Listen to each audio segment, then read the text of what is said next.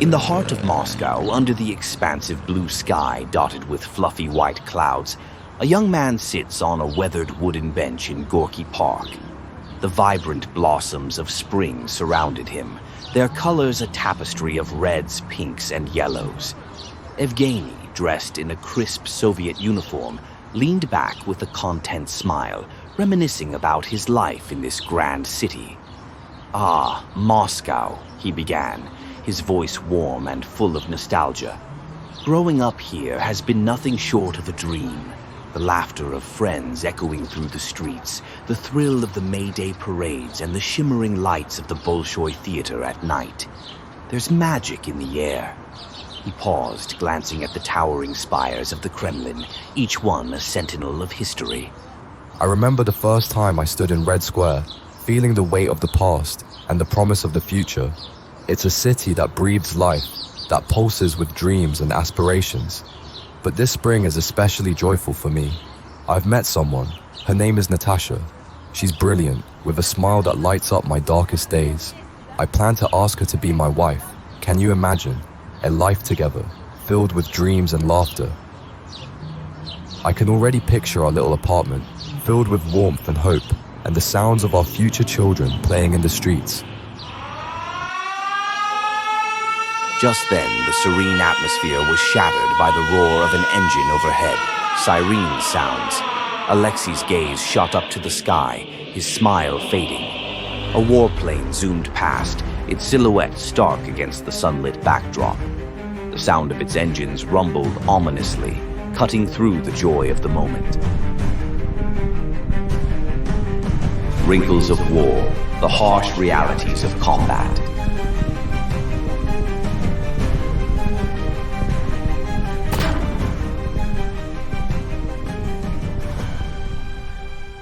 The scene opens in a small, dimly lit office. Evgeny Stepanovich Kobytev sits across from a psychiatrist, an air of tension palpable in the room. The psychiatrist, a kind-faced, middle-aged man, watches Evgeny intently, sensing the weight of unspoken memories. Evgeny fidgets with the buttons of his worn military jacket, his eyes cast downward, as if searching for the right words buried deep within. Doctor, it's been years since the war ended, yet I feel as if I'm still trapped in that time. I thought returning home would bring peace, but instead, I find myself haunted by memories that refuse to fade. In the dimly lit office, the psychiatrist leans forward, encouraging Evgeny to continue. He takes a moment to collect his thoughts, the weight of his memories evident in his expression. Evgeny, I appreciate you sharing your feelings with me. It's important to express what you've been through. Can you tell me more about your experiences in the war?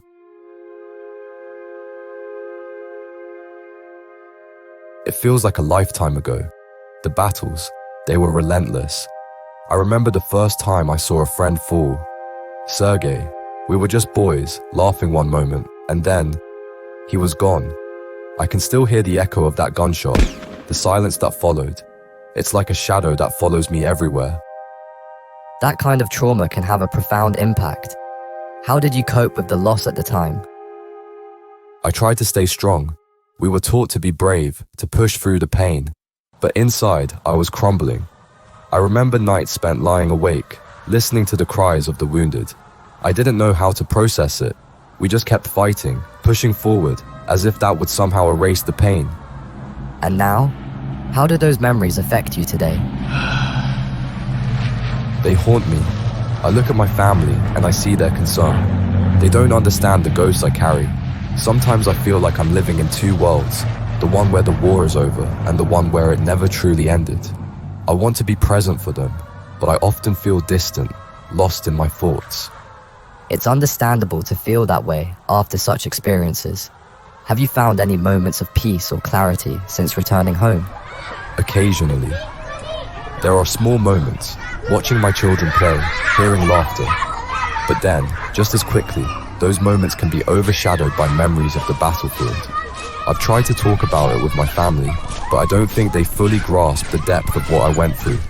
It's as if I'm speaking a different language. It's important to find a safe space to share your experiences, and that's why we're here. What do you hope to achieve in these sessions? I hope to find a way to live with these memories, to honor those I lost without letting their absence consume me.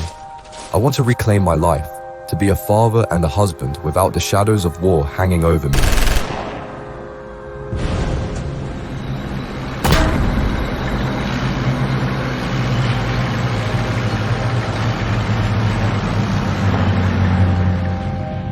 Please start the description of the events as you remember.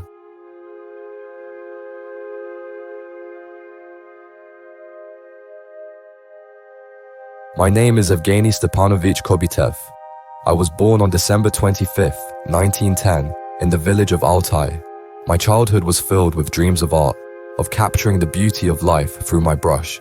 I graduated from pedagogical school and worked as a teacher in the rural areas of Krasnoyarsk, but my heart always yearned for painting.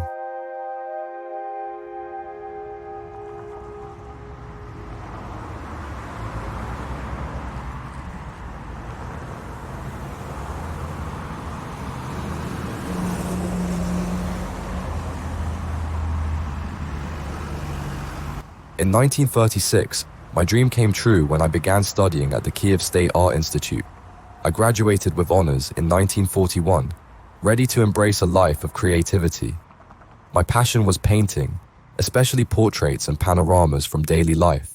I envisioned a future filled with color and expression, but when Germany attacked the Soviet Union on June 22, 1941, everything changed.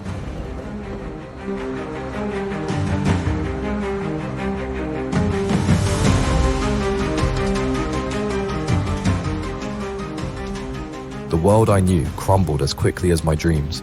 With the call to arms, I felt a surge of duty. I voluntarily enlisted in the Red Army, eager to defend my homeland. I was just a boy, thrust into a maelstrom of chaos and violence. The first battles were a blur, fierce and relentless. I remember the adrenaline, the camaraderie with my fellow soldiers, and the fervent hope that we would repel the invaders. I fought fiercely to protect towns like Pripyat, which lies between Kiev and Kharkiv. We were determined, but the war was brutal and unforgiving. In September 1941, I was wounded in the leg during a fierce firefight. My world shattered again when I became a prisoner of war, captured and taken to a notorious German concentration camp known as Korol, or Coral Pit. It operated out of a former brick factory, and the conditions were horrifying. We were crammed into a half-rotten barracks, gasping for air and shelter from the autumn rains. The stench of sweat and despair hung heavy in the air. Approximately 90,000 prisoners, including civilians, perished in that camp. I remember the faces of those who suffered alongside me. Men and women stripped of their dignity, reduced to mere numbers in a cruel system. The barracks were a nightmare. We stood pressed tightly against one another, our bodies aching from the cold and hunger. The only solace came from fleeting moments of human connection, shared stories and whispered hopes for freedom. I endured months of torment, watching as friends succumbed to illness and despair. Our spirits were crushed, yet I clung to the memories of my life before the war, of painting, of laughter, of the warmth of my family. In 1943, against all odds, I managed to escape from captivity. The taste of freedom was bittersweet, tinged with the knowledge of what I had lost. Rejoining the Red Army, I fought through Ukraine, Moldova, Poland, and Germany. Each battle was a test of resolve, a struggle to reclaim what had been taken from us.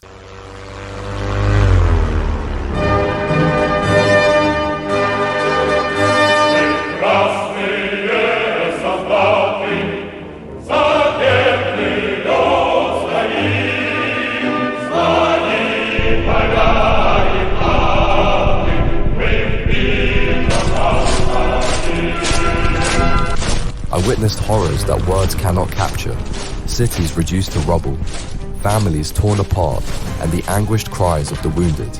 The camaraderie I once felt transformed into a shared burden of trauma. I lost many friends, including Sergei, whose laughter still echoes in my mind. We had shared dreams of a brighter future, but the war extinguished those dreams one by one. After the war ended in 1945, I was awarded the Hero of the Soviet Union Medal for my service during the battles for the liberation of Smila and Kherson in Ukraine. Yet, my time as a prisoner of war cast a long shadow over my accomplishments. The High Command refused to award me the Victory over Germany medal, branding my military career as spoiled due to my capture. It felt like an additional wound, a reminder that the scars of war extend beyond physical injuries.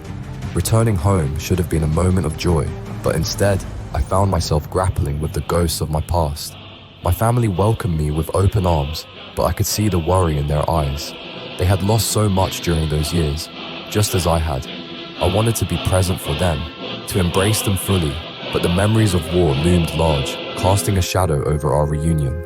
I often sit alone in silence, and it's as if the past rushes back to me, vivid and relentless.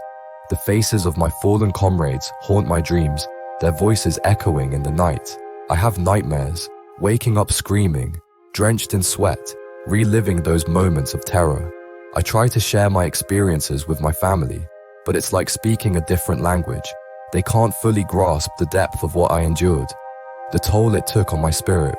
In the aftermath of the war, I returned to my passion for art. I became an art teacher again, hoping to find solace in creativity. I held exhibitions of my work, particularly in the places where I had been a prisoner, escapee, and soldier. My art became a way to process my trauma, a means to confront the darkness that lingered within me. I poured my experiences onto the canvas, capturing the pain and resilience of those who suffered alongside me. One of my most profound realizations was the concept of the 1,000-yard stare. It's a vacant, unfocused gaze that many soldiers develop, an expression of the deep psychological scars left by war. I recognized it in myself and in others. It's a sign of post-traumatic stress disorder, PTSD, characterized by memories that replay the most traumatic events, stripping joy from the simplest moments. I often find myself drifting out of conversations, lost in thoughts of the past, struggling to connect with.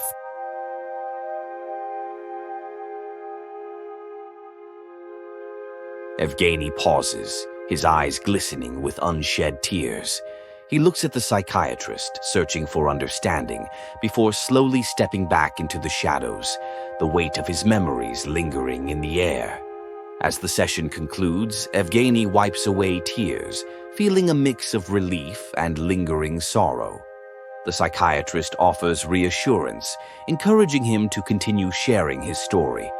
After the war, Evgeny returned to his hometown, where he struggled with nightmares and memories but found solace in art. He became a respected teacher, holding exhibitions that reflected his experiences. In the 1960s, he was elected deputy of his city council, advocating for cultural activities. Despite his achievements, the shadows of war remained. He passed away in 1973, leaving behind a legacy of resilience and poignant artistry that captured his journey. If you enjoyed this story, don't forget to subscribe to be notified about new ones. Thanks for tuning in.